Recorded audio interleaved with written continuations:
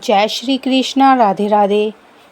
इस साल 2025 में 26 अगस्त मंगलवार के दिन हरतालिका तीज का व्रत रहेगा और यह व्रत सुहागिन महिलाओं द्वारा अखंड सुहाग की प्राप्ति के लिए और कुंवारी कन्याओं द्वारा मनचाहे जीवन साथी की प्राप्ति के लिए रखा जाता है। यह पर्व हर साल भाद्र माह के शुक्ल पक्ष की तृतीया तिथि को मनाया जाता है।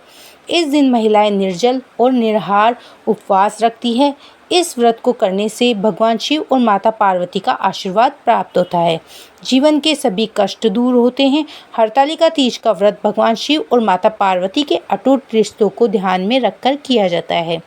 इस दिन महिलाएं 16 श्रृंगार करके पूजा करती है और अखंड सौभाग्य का आशीर्वाद प्राप्त करती है। इसके बाद हरतालिका तीज की कथा सुनती है। हरतालिका तीज की कथा सुनने और पढ़ने से ही भगवान शिव और माता पार्वती का आशीर्वाद मिलता है, सुख शांति और समृद्धि में वृद्धि होती है। ये कथा बहुत पवित्र मानी जाती है, इसलिए इस दिन हरतालिका तीज की कथा अवश्य पढ़नी या सुननी चाहिए। प्रिय भक्तों, आज के इस वीडियो में मैं आपको सुनाऊंगी हरतालिका तीज की कथा। हरतालिका तीज के व्रत से जुड़ी मान्यता यह है कि तीज का व्रत करने वाली स्त्रियां पार्वती जी के समान ही सुखपूर्वक पति रमण करके शिवलोक को प्राप्त होती हैं। सौभाग्यवती स्त्रियां अपने सुहाग को अखंड बनाए रखने और अविवाहित युवतियां अपने मन के अनुसार वर पाने के लिए हरतालिका तीज का व्रत करती है। इस दिन व्रत करने वाली स्त्रियां सूर्य उदय से पहले ही उठ जाती है और स्नान करके पूरा श्रृंगार करती है। पूजा के लिए केले के पत्तों से मंडप बनाकर गौरी शंकर जी की प्रतिमा स्थापित की जाती है। इसके बाद पार्वती जी को सुहाग का सारा सामान चढ़ाया जाता है। रात में भजन कीर्तन करते हुए जागरण करके 3 बार आरती की जाती है और भगवान शिव और देवी पार्वती के विवाह की कथा सुनी जाती है। इस व्रत के व्रती को रात में सोना निषेध होता है, इसके लिए उसे रात में भजन कीर्तन के साथ रात्रि जागरण करना पड़ता है। व्रत के अगले दिन प्रातःकाल स्नान करके उसके बाद श्रद्धा और भक्ति पूर्वक किसी सुपात्र सुहागिन महिला को श्रृंगार सामग्री, वस्त्र, खाद्य सामग्री, फल, मिठाई और यथाशक्ति आभूषण का दान करना चाहिए। बालू या रेत के शिवलिंग बनाए हैं तो उनका जलाशय में विसर्जन किया जाता है और खीरा खाकर व्रत को संपन्न किया जाता है। चलिए अब हम सब मिलकर भगवान शिव और माता पार्वती के श्री चरणों में ध्यान करते हुए हरतालिका तीज की व्रत कथा सुनते हैं। एक बार कैलाश पर्वत के सुंदर शिखर पर माता पार्वती जी ने महादेव जी से पूछा, हे महेश्वर, मुझसे आप वह गुप्त से गुप्त बात बताइए जो सभी के लिए सरल और महान फल देने वाली है। हे नाथ, यदि आप मुझसे प्रसन्न हैं तो आप मुझे दर्शन दें, और हे जगन्नाथ, आप आदि, मध्य और अंत रहित हैं।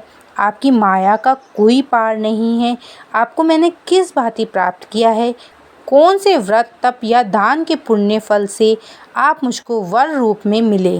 तब महादेव जी कहने लगे, हे देवी, मैं आपके सामने उस व्रत के बारे में कहता हूँ जो परम गुप्त है, जिसे तारा गणों में, चंद्रमा और ग्रहों में, सूर्य वर्णों में, ब्राह्मण देवताओं में, गंगा पुराणों में, महाभारत वेदों में, साम और इंद्रियों में मन श्रेष्ठ है। वैसे ही पुराण और वेद सब में इसका वर्णन आया है, जिसके प्रभाव से तुमको मेरा आधा आसन प्राप्त हुआ है। हे प्रिय, उसी का मैं तुम्हें वर्णन करता हूँ। सुनो, भादो मास के शुक्ल पक्ष की हस्त नक्षत्र के दिन इस व्रत का अनुष्ठान मात्र करने से सभी पापों का नाश हो जाता है। तुमने पहले हिमालय पर्वत पर इसी महान व्रत को किया था, जो अब मैं तुम्हें सुनाता हूँ। ध्यान पूर्वक सुनो। तब पार्वती जी बोली, हे प्रभु, इस व्रत को मैंने किस लिए किया था, यह मुझे सुनने की इच्छा है, सो कृपा करके कहिए।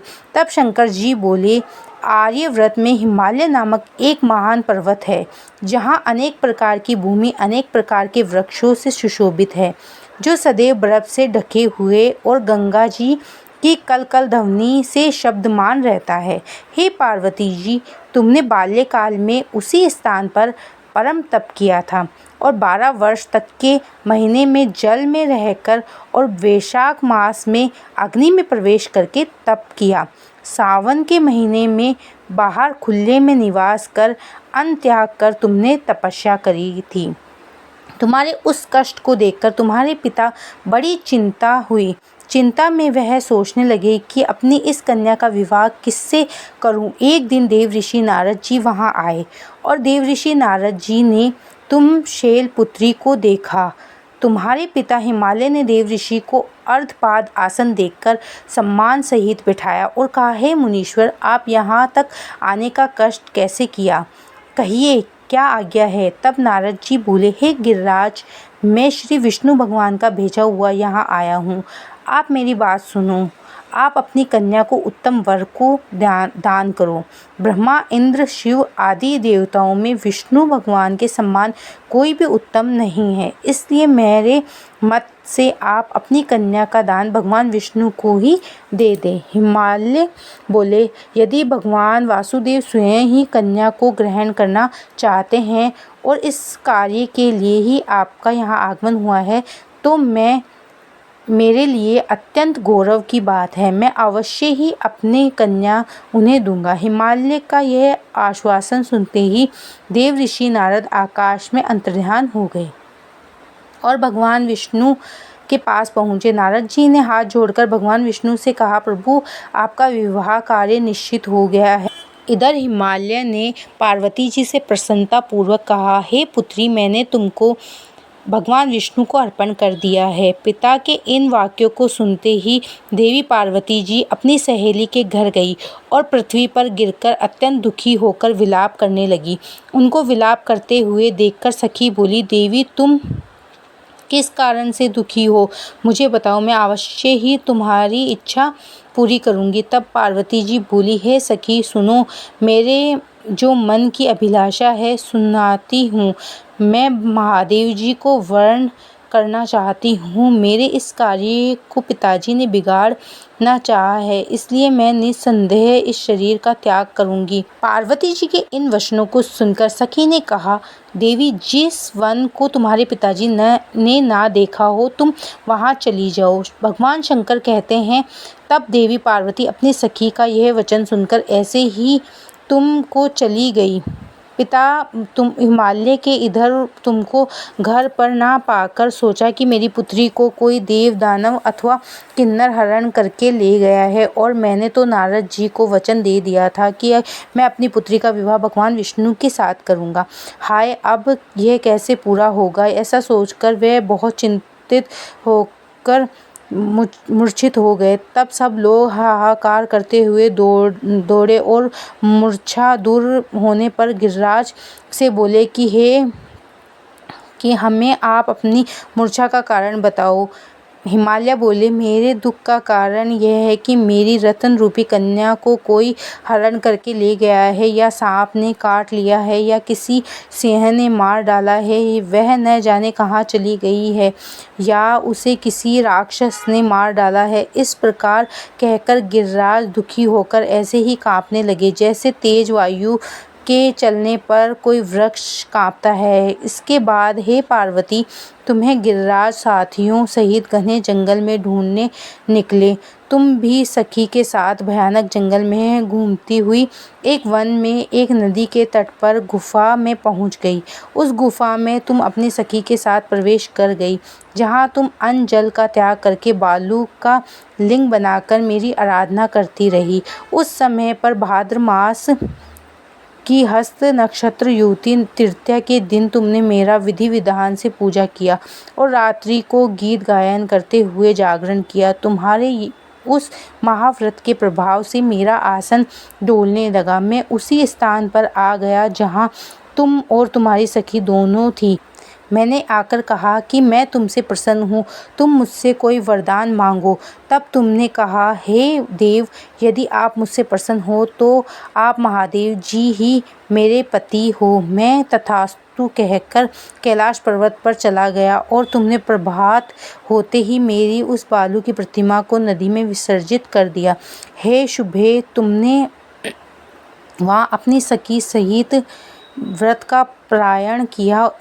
इतने में तुम्हारे पिता हिमवादी तुम्हें ढूंढते ढूंढते उसी घने वन में आ पहुँचे। उस समय उन्होंने नदी के तट पर दोनों कन्याओं को देखा तो ये तुम्हारे पास आ गए और तुम्हें हृदय से लगाकर रोने लगे। फिर वह बोले, हे पुत्री, तुम इस सिंह, व्याघ्र आदि युक्त घने जंगल में क्यों चली आई? तब तुमने कहा, हे पिताजी, मैंने पहले ही अपना शरीर शंकर जी को समर्पित कर दिया था, लेकिन आपने नारद जी को कुछ और ही वचन दे दिया, इसलिए मैं महल से चली आई। ऐसा सुनकर हिमालय ने तुमसे कहा, मैं तुम्हारी इच्छा के विरुद्ध यह कार्य नहीं करूँगा। तब वह तुम्हें लेकर घर को आए और फिर तुम्हारा विवाह मेरे साथ कर दिया। हे देवी, उसी व्रत के पुण्य प्रभाव से तुमको मेरा अर्धासन प्राप्त हुआ है। इस व्रत के राज को मैंने अभी तक किसी के सम्मुख वर्णन नहीं किया है। हे देवी, अब मैं तुम्हें बताता हूँ कि इस व्रत का यह नाम क्यों पड़ा।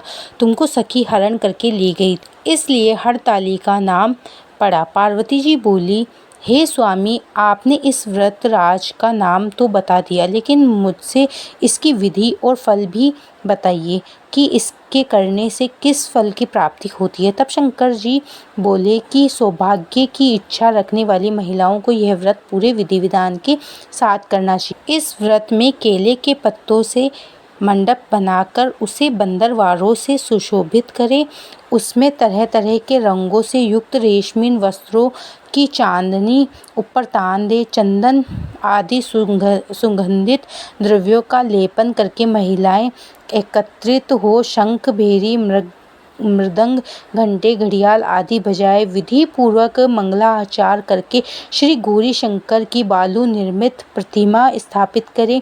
फिर भगवान शिव, पार्वती जी का गंध, धूप, पुष्प, दीप आदि से विधि पूर्वक पूजन करें, अनेक नैवेद्य का भोग लगाएं और रात्रि को जागरण करके नारियल, सुपारी, जवारी, नींबू, लौंग, अनार, नारंगी आदि ऋतु फलों और फूलों को एकत्रित करके धूप, दीप आदि से पूजन करके कहे, हे कल्याण स्वरूप शिव, हे मंगल स्वरूप शिव है, हे मंगल रूप महेश्वर, हे शिवे, सब कामनाओं को देने वाली देवी कल्या रूप आपको नमस्कार है। कल्याण स्वरूप माता पार्वती, हम आपको नमस्कार करते हैं।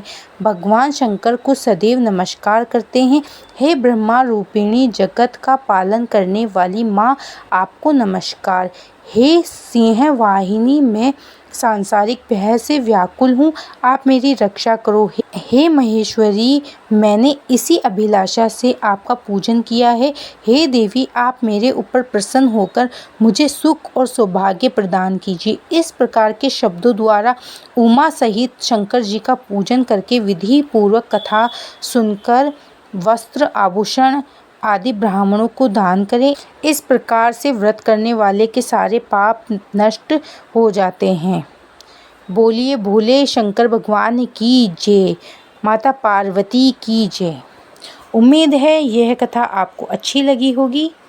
धन्यवाद।